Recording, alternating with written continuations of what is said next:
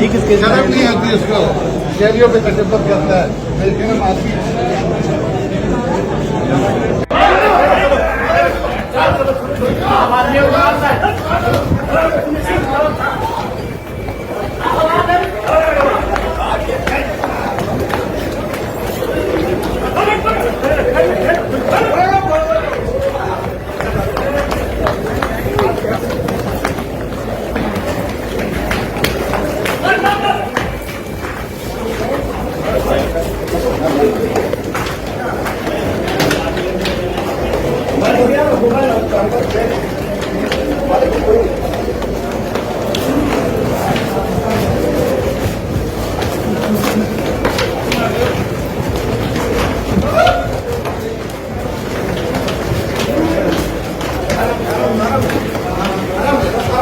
आपने नौजवान पे तशद्दुद किया, कोई प्रस्ताव है आपको? आपने एक औरत के सामने नौजवान पे तशद्दुद किया है, कोई प्रस्ताव है आपको?